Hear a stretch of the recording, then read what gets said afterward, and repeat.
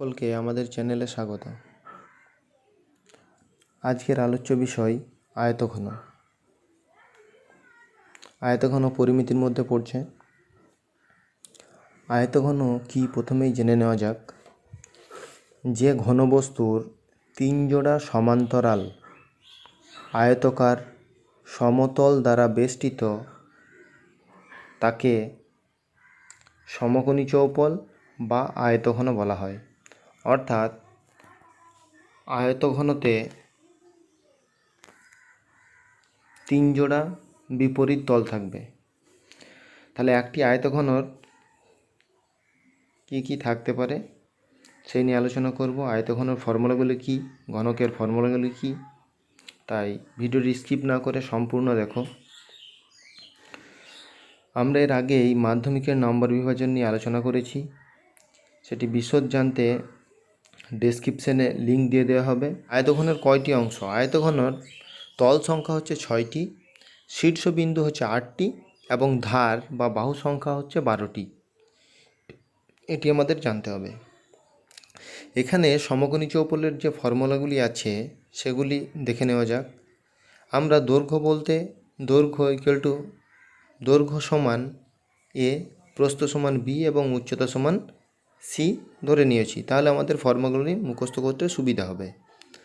আয়তঘনের সমগ্রতলের ক্ষেত্রফল যেটা আছে 2 গণিত ব্র্যাকেট দৈর্ঘ্য গণিত প্রস্থ যুক্ত প্রস্থ গণিত উচ্চতা যুক্ত উচ্চতা গণিত দৈর্ঘ্য, এককটা হবে বর্গ একক। এরপর হচ্ছে আয়তন, আয়তঘনর আয়তন। এখানে হবে দৈর্ঘ্য গণিত প্রস্থ গণিত উচ্চতা, অর্থাৎ এ বি সি তিনটির গুণফল। এককটা যেহেতু আয়তন তার জন্য হবে ঘন একক। কর্ণের দৈর্ঘ্য, কর্ণের দৈর্ঘ্য হবে √ দৈর্ঘ্য স্কোয়ার প্লাস প্রস্থ স্কোয়ার প্লাস উচ্চতা স্কোয়ার। যেহেতু এখানে এ বি সি ধরে নেওয়া হয়েছে তার জন্য A square plus B square plus C square. যেহেতু দৈর্ঘ্য তার জন্য একটা শুধু এককই থাকবে। আয়তঘন ছাড়াও এই চ্যাপ্টার মধ্যে রয়েছে ঘনক। ঘনকের প্রত্যেকটি বাহু সমান, অর্থাৎ কোনো আয়তঘনকের প্রত্যেকটি বাহু সমান হলে সেটিকে ঘনক বলা হয়। ঘনকের তাহলে প্রতিটি বাহু সমান, তাহলে ঘনকের ফর্মুলাগুলি দেখে নেওয়া যাক। সমগ্রতলের ক্ষেত্রফল, ঘনকের সমগ্রতলের ক্ষেত্রফল যেহেতু 6টি তল আছে, একটি তল হচ্ছে প্রত্যেকটি তল হচ্ছে বর্গাকার, তাহলে বর্গক্ষেত্রের ক্ষেত্রফল আমরা জানি বাহুর স্কোয়ার। তাহলে 6টি, তাহলে হবে 6 গণিত বাহুর স্কোয়ার। ঘনফল, প্রতিটি বাহু যদি সমান হয় তাহলে দৈর্ঘ্য প্রস্থ উচ্চতা তিনটেই সমান, তাহলে তিনটেই এখানে এ, তাহলে এ এর হোল কিউব অর্থাৎ বাহুর হোল কিউব, এককটা হবে ঘন একক যেহেতু ঘনফল আছে। কর্ণের দৈর্ঘ্য হবে বাহু √3 অথবা √3 ইন্টু এ, যেহেতু এ হচ্ছে বাহুর দৈর্ঘ্য। তাহলে এই 6টি ফর্মুলায় আমাদের সম্পূর্ণ আয়তঘনকের এবং ঘনকের যে অঙ্কগুলি হবে সেগুলি এখান থেকে সহজেই আমরা পেয়ে। প্রথম প্রশ্নটি হলো, আমরা পরিবেশের 4টি আয়তঘনকার ও 4টি ঘনকাকার বস্তুর নাম লিখি। উত্তরটি হলো ইট,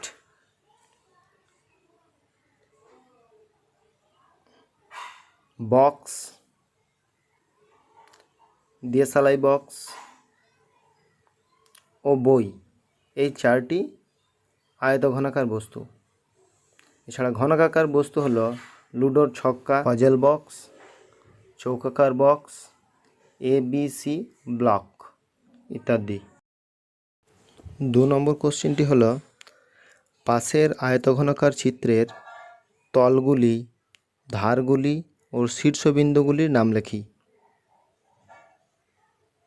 এর উত্তরগুলি হলো, পাশের চিত্রে যে তলগুলি আছে ABCD, EFGH, ADEF, BCGH, ABEH ও CDFG, ওই চিত্রে ধারগুলি আছে বা বাহুগুলি আছে AB, BC, CD, DA, EF, FG, EH, GH, AE, BH, CG ও FG, এই 12টি।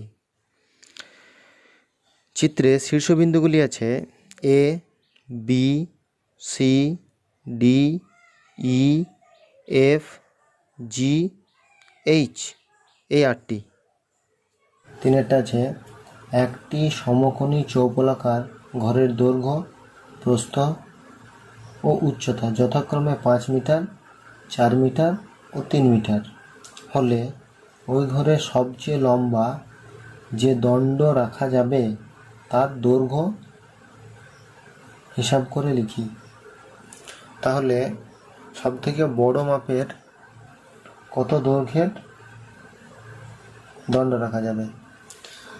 প্রথমে বলেছি পরিমিতি অঙ্কতে প্রশ্ন বুঝতেই হবে। প্রশ্নতে কি বলতে চাইছে সেটা যদি না বুঝতে পারি তাহলে আমরা উত্তর করতে পারবো না, এবং প্রশ্ন বোঝার পরে পরে যেটা আমাদেরকে করতে হবে কোন কি চাইছে প্রশ্নে এবং সেটি কোন ফর্মুলায় হবে সেটা আমাদেরকে বুঝতে হবে।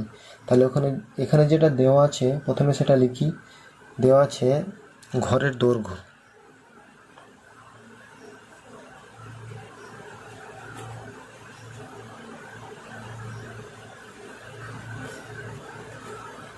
দৈর্ঘ্য দেওয়া আছে 5 মিটার।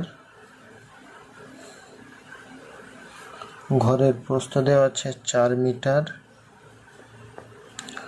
ঘরের উচ্চতা দেওয়া আছে 3 মিটার। এবার সবথেকে লম্বা দৈর্ঘ্য তখনই রাখা যাবে যখন সেটা সেই ঘরের কর্ণ দৈর্ঘ্য হবে। কর্ণের দৈর্ঘ্য যদি বের করা যায় তাহলে ওই ঘরে কত লম্বা দণ্ড রাখা যাবে সেটা বের করা যাবে। তাহলে আমাদেরকে বের করতে হবে কর্ণের দৈর্ঘ্য। তাহলে অতএব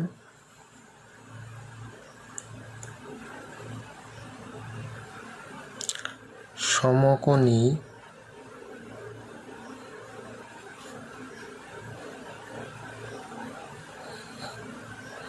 চৌপলের কর্ণের দৈর্ঘ্য ফর্মুলা কি? ফর্মুলা হচ্ছে √, দৈর্ঘ্য স্কোয়ার। দৈর্ঘ্য কত আছে 5, প্রস্থ কত আছে 4, তাহলে 4-এর স্কোয়ার, এবং উচ্চতা কত আছে 3, তাহলে 3-এর স্কোয়ার। এককটা যেহেতু দৈর্ঘ্য সেহেতু এককটা মিটারই থাকবে। তাহলে 5-এর স্কোয়ার তার মানে হচ্ছে 25, 4-এর স্কোয়ার মানে 4×4 = 16, এবং 3-এর স্কোয়ার মানে হচ্ছে 3×3 = 9। তাহলে সবগুলোর যোগফল হচ্ছে 50। তাহলে √50 সব মিটার। 50 মানে আমরা কত জানি? 2 × 5 × 5, অর্থাৎ দুটো 5-এর জন্য একটা 5 রুটের বাইরে বেরিয়ে আসবে। তাহলে হচ্ছে 5√2 মিটার। তাহলে আমাদের যেটা উত্তর চেয়েছে, উত্তরটা কি চেয়েছে? উত্তরটা চেয়েছে যে সমকোণী চৌপল যে ঘরটি আছে সেখানে লম্বা, সবচেয়ে লম্বা যে দণ্ড রাখা হবে তার দৈর্ঘ্য। তাহলে লিখব অতএব ওই ঘরে সবচেয়ে যে লম্বা দণ্ডটি রাখা হবে তার দৈর্ঘ্য 5√2 মিটার। তাহলে 3-এর অঙ্কটা আমাদের সম্পূর্ণ হলো। এবার শুরু করব 4-এরটি। 4টি কি বলেছে? একটি ঘনকের একটি তলের ক্ষেত্রফল 64 বর্গমিটার হলে ঘনকটির আয়তন হিসাব করি। তাহলে বলা আছে একটি তলের ক্ষেত্রফল, এটা লিখব। ঘনকের একটি তলের ক্ষেত্রফল 64 বর্গমিটার। ঘনকের একটি তলের ক্ষেত্রফল 64 বর্গ মিটার। তার মানে একটি তল মানে ঘনকের প্রতিটি তল মানে জানি আমরা বর্গক্ষেত্র। তাহলে যদি ঘনকের একটি তলের ক্ষেত্রফল হয় তার মানে এটা একটি বর্গক্ষেত্রের ক্ষেত্রফল। তাহলে বর্গক্ষেত্রের ক্ষেত্রফল যদি হয় তাহলে একটা বাহুর যদি দৈর্ঘ্য বার করতে যাই আমরা জানি সেটি কি ফর্মুলা, √, ক্ষেত্রফল। তাহলে এখানে কি হবে, ঘনকের একটি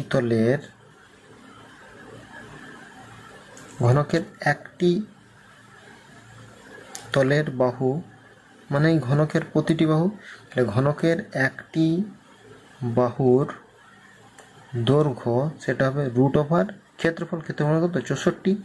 তাহলে 64 এখানে এককটা হবে, যেহেতু দৈর্ঘ্য আছে তার জন্য মিটার হবে। 64 মানে হচ্ছে 64 কার বর্গ, 8-এর বর্গ, তাহলে হবে 8। তাহলে দুটি যদি লিখি 8 × 8 তার মানে একটি 8 বাইরে বেরিয়ে আসবে, তার মানে 8 মিটার। তাহলে কি দেখা গেল, এখানে যেটা হলো যে ঘনকের একটি বাহুর দৈর্ঘ্য বেরোলো 8। তাহলে এবার কি বের করতে বলেছে, ঘনকের আয়তন। তাহলে অতএব ঘনকের আয়তনের ফর্মুলা আমি কি জানি, বাহুর হোল কিউব, এককটা হবে ঘন একক, সেহেতু হবে ঘন মিটার। তাহলে 8 এর কিউব তার মানে হচ্ছে 8 × 8 × 8, তার মানে গুণফল হবে 512 ঘন মিটার। 4-এর অঙ্ক আমার হয়ে গেল।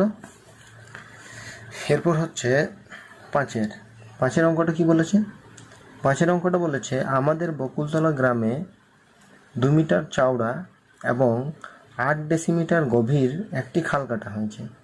যদি মোট 240 ঘনমিটার মাটি কাটা হয়ে থাকে তবে খালটি কত লম্বা ছিল। অর্থাৎ খালটির দৈর্ঘ্য আর প্রস্থ বলা আছে, খালটির চওড়া অর্থাৎ প্রস্থ বলা আছে এবং খালটির গভীরতা অর্থাৎ খালটির উচ্চতা বলা আছে।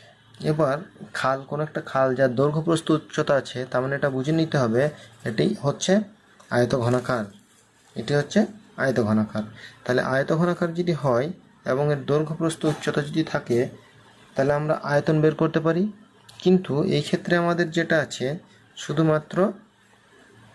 শুধুমাত্র উচ্চতা আছে এবং প্রস্থ আছে, তাহলে আমাদের দৈর্ঘ্যটা বের করতে হবে। দৈর্ঘ্যটাই বের করতে বলেছে কত লম্বা। এবার মোট মাটি যেটা বলা আছে ঘনমিটারে, অর্থাৎ এখান থেকে আমার বুঝে নিতে হবে যে এখানে যেটা বলা আছে সেটা হচ্ছে আয়তন বলা আছে, কোনটা, যে মাটিটা আমরা তুলেছি সেখান থেকে সেই মাটিটার আয়তন। তাহলে দুটি আয়তন যদি আমরা সমান করতে পারি তাহলে শর্তানুসারে সমান করে অঙ্কটা আমরা করতেই পারি। তাহলে প্রথমেই আমাদের যেটা করতে হবে,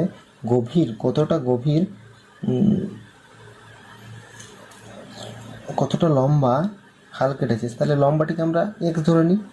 তাহলে খালটির দৈর্ঘ্য ধরি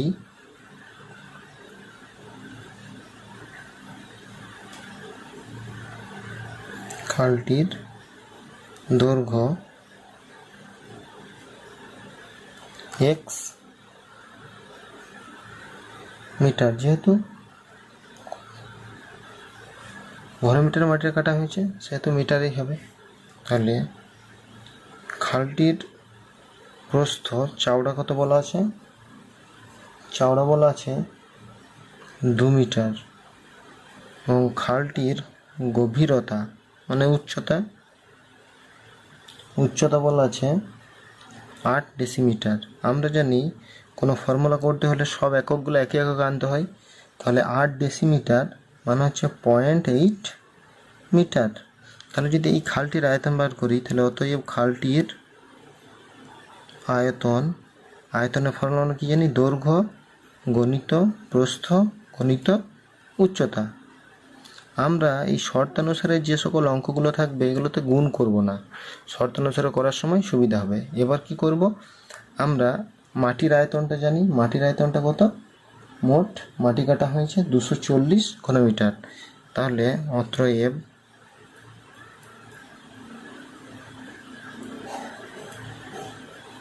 মাটির আয়তন সমান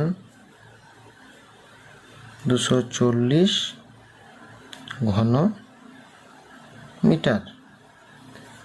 এবার আমরা যেটা করব,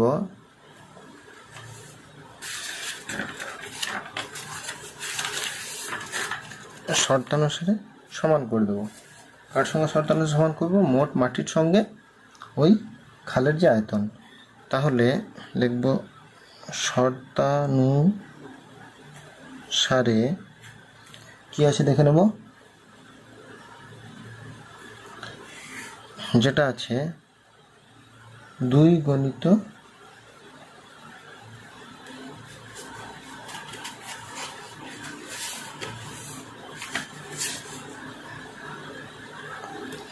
যেটা আছে x গণিত 2 গণিত 0.8 সমান 240। তাহলে এক্সটা যদি রেখে দিই তাহলে এখানে গণিত আকারে আছে, সমানের ডান দিকে যাচ্ছে, তার মানে ভাগ হবে। 0.8টা যদি তুলে দিই তাহলে একের পর একটা শূন্য হবে। এবার আমরা এটা যদি কাটি তাহলে 3 8 24 30, এটা যদি কাটি 15 দুগুণে 30, বা x সমান 10-এর সঙ্গে যদি 15 গুণ হয় তাহলে হচ্ছে 150। তাহলে x এর মান কত বেরোলো? 150। অতএব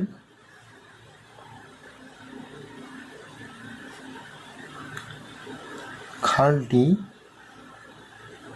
150 মিটার লম্বা। তাহলে 5-এর অঙ্কটাও হয়ে গেল। তাহলে 6-এর অঙ্কটা দেখা যাক। একটি ঘনকের কর্ণের দৈর্ঘ্য 6√3 সেমি হলে ঘনকটির সমগ্রতলের ক্ষেত্রফল হিসাব করি। আগেই বলেছি পরিমিতির অঙ্ক করতে গেলে বুঝতে হবে অঙ্কটায় কি বলছে এবং কোন ফর্মুলাতে অঙ্কটি হবে সেটাও বুঝতে হবে। তাহলে এটাতে দেওয়া আছে কর্ণের দৈর্ঘ্য।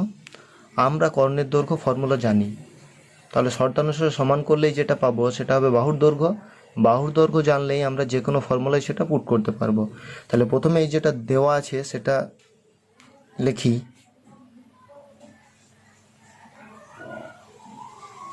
ঘনকের কর্ণের দৈর্ঘ্য 4√3 সেমি। আমরা জানি ঘনকের কর্ণের দৈর্ঘ্য কত? ঘনকের কর্ণের দৈর্ঘ্য বাহু√3 একক। তাহলে যদি শর্তানুসারে সমান করি তাহলে হবে বাহু√3 সমান 4√3, √3 কেটে গেল, তাহলে বাহু হবে 4। তাহলে ঘনকের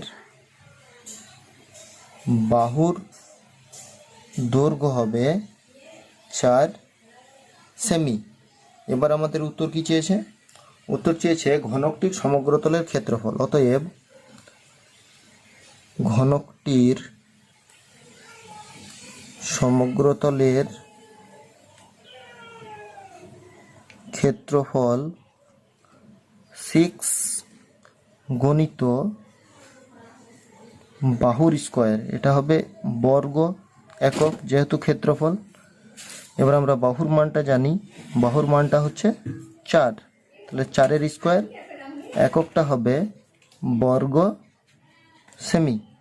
তাহলে হবে 4 গণিত 4 4 16 বর্গ সেমি, তাহলে 6 16 96 বর্গ সেমি। তাহলে আমাদের এটাই উত্তর চেয়েছিল, ঘনকটির সমগ্রতলের ক্ষেত্রফল। আমরা পেয়ে গেলাম ঘনকের সমগ্রতলের ক্ষেত্রফল 96 বর্গ সেমি। এবার 7-এরটা দেখা যাক। একটি ঘনকের ধারগুলির দৈর্ঘ্যের সমষ্টি 60 সেমি হলে ঘনকটির ঘনফল হিসাব করে লিখি। তাহলে ধারগুলির দৈর্ঘ্য বলতে বাহুগুলির দৈর্ঘ্য। এবার আমাদের জানতে হবে ঘনকের কয়টি বাহু। আমরা জানি ঘনকের 12টি বাহু। তাহলে 12টি যদি বাহু থাকে, ঘনকের প্রত্যেকটি বাহু সমান, তাহলে মোট দৈর্ঘ্যকে যদি বাহু সংখ্যা দিয়ে ভাগ করি তাহলে প্রতিটি বাহুর দৈর্ঘ্য আমরা পেয়ে যাব। প্রতিটি বাহুর দৈর্ঘ্য পেয়ে গেলে আমরা ঘনফল পেয়ে যাব। তাহলে যেটা দেওয়া আছে সেটা লিখি। ঘনকের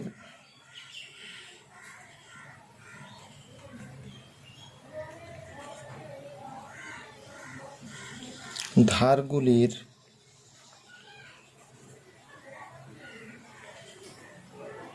দৈর্ঘ্যের সমষ্টি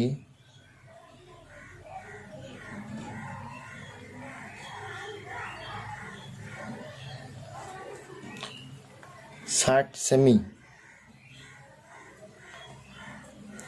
এবার ঘনকের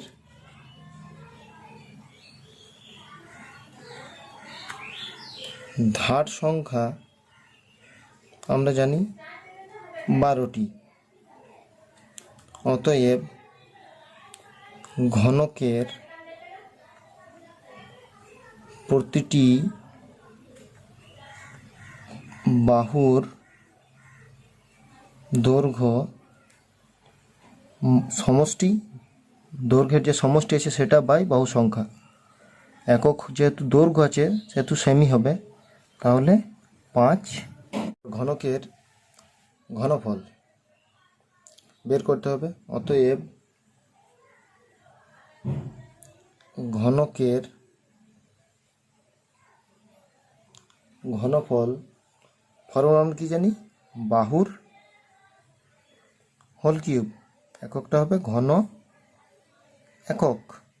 তাহলে বাহু মানে আমরা জানি 5, তাহলে 5-এর হোল কিউব, এককটা হবে ঘন সেমি। তাহলে 3টি 5কে যদি গুণ করা হয়, কিউব মানে হচ্ছে 5 গুণিত 5 গুণিত 5, অর্থাৎ 125 ঘন সেমি। তাহলে এই প্রশ্নের উত্তর আমরা পেয়ে গেলাম। দেখে নেব 8-এর অঙ্কটা। যদি একটি ঘনকের 6টি পৃষ্ঠতলের ক্ষেত্রফলের সমষ্টি 216 বর্গ সেমি হয়, তবে ঘনকটির আয়তন কত হবে হিসাব করে লিখি। তাহলে এখানে যেটা বলা হয়েছে 6টি পৃষ্ঠতল, অর্থাৎ ঘনকের 6টি তল থাকে।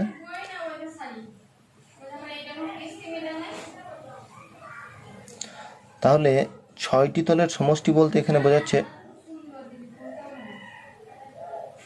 সমগ্র তলের ক্ষেত্রফল। তাহলে সমগ্র তলের ক্ষেত্রফলের সঙ্গে যদি শর্তানুসারে সমান করি, তাহলে আমরা প্রতিটি বাহুর দৈর্ঘ্য পেয়ে যাব, এবং প্রতিটি বাহুর দৈর্ঘ্য পেয়ে গেলেই সেখান থেকে আমরা ঘনকটির আয়তন পেয়ে যাব। তাহলে দেখে নেওয়া যাক, যেটা দেওয়া আছে সেটা প্রথমে লিখি। ঘনকের 6টি পৃষ্ঠতলের ক্ষেত্রফল,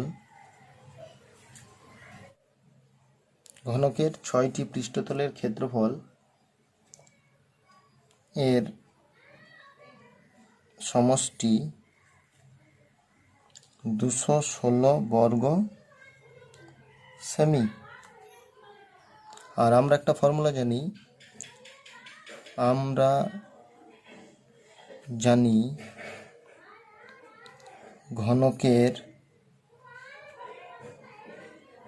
সমগ্র তলের ক্ষেত্রফল সমান 6 গণিত বাহু স্কয়ার, সেটা হবে বর্গ এককে। তাহলে শর্তানুসারে যদি সমান করি তাহলে হবে 6 গণিত বাহু তার স্কয়ার সমান 216। তাহলে বাহু স্কয়ার সমান হবে, এদিকে আছে গণিত আকারে, তাহলে ডান দিকে সমানের ডান দিকে এলে সেটা হয়ে যাবে ভাজিত আকারে। তাহলে এটা যদি কাটি 3 6 18, 6 6 36, তাহলে বাহু সমান হবে, এদিকে রুট ছিল, স্কয়ার ছিল, তাহলে এই দিকটা রুট হয়ে যাবে, √36। তার মানে বাহু বেরোলো 6। তাহলে অতএব ঘনকের প্রতিটি বাহুর দৈর্ঘ্য 6 সেমি। তাহলে আমাদের উত্তর চেয়েছে ঘনকের আয়তন। তাহলে অতএব ঘনকটির আয়তন ফর্মুলা হচ্ছে বাহু তার কিউব, এককটা হবে ঘন একক। এবার যখন মান বসাবো, বাহুর মান হচ্ছে 6, তাহলে 6 কিউব এটা হয়ে যাবে ঘন সেমি।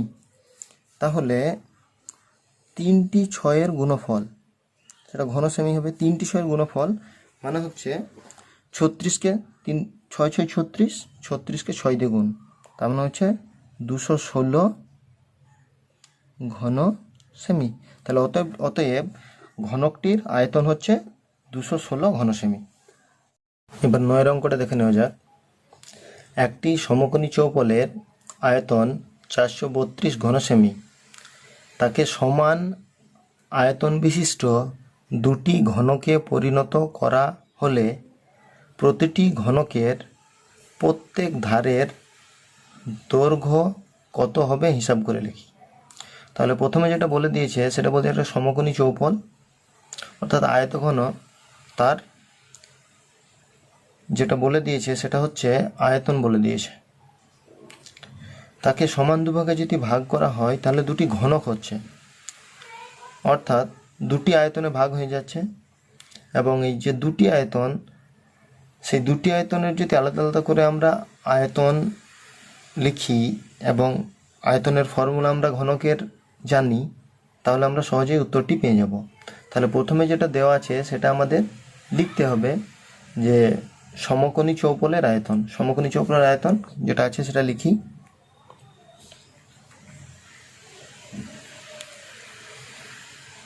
সমকোণী চৌপলের আয়তন 432 ঘন সেমি। তাহলে এবার দুটি ঘনকে ভাগ হচ্ছে, দুটি ঘনকে যদি ভাগ হয় তাহলে প্রতিটি ঘনকের আয়তন বেরোবে। তাহলে প্রতিটি ঘনকের আয়তন, তাহলে দুটি হচ্ছে, তাহলে 2 দিয়ে ভাগ করে দেবো। 2 দিয়ে ভাগ করলে হচ্ছে 216 ঘন সেমি। তাহলে দুটিতে যখন ভাগ করে দেওয়া হলো, দুটি আলাদা আলাদা আমরা আয়তন পেয়ে গেলাম। এবার দুটি আয়তন যদি পেয়ে যাই তাহলে আমরা আয়তনের ফর্মুলা জানি। তাহলে আমরা জানি ঘনকের আয়তন ফর্মুলা হচ্ছে বাহু তার কিউব ঘন একক, এককটা হবে ঘন একক যেহেতু আয়তন। এবার শর্তানুসারে সমান করে নিই। শর্তানুসারে বাহু তার কিউব সমান হচ্ছে 216। তাহলে বাহু তার কিউব আছে, তাহলে ডান দিকটাকেও যদি কিউব করি মানে ঘনমূল করি, ঘনমূল 216 হচ্ছে 6 ঘনমূল। তাহলে বাহু সমান লিখতে পারি 6, তাহলে প্রতিটি বাহুর মান বেরিয়ে গেল 6। তাহলে অতএব লিখব ঘনকের প্রতিটি বাহু সমান 6 সেমি। তাহলে প্রতিটি বাহুর দৈর্ঘ্য যদি আমরা পেয়ে যাই,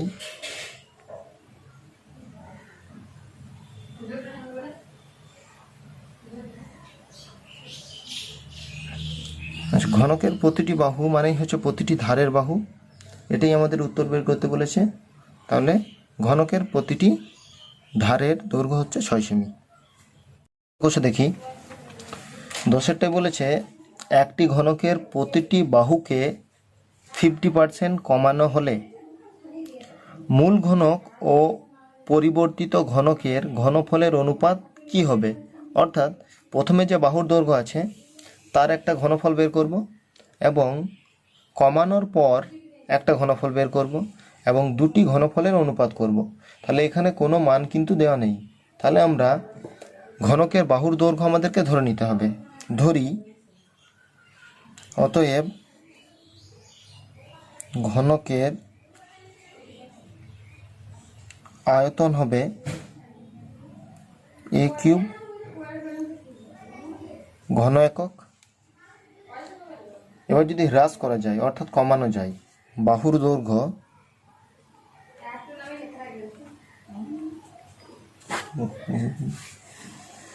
বাহুর দৈর্ঘ্য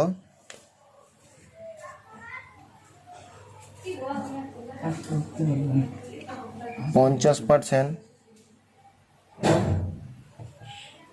কমানো হলে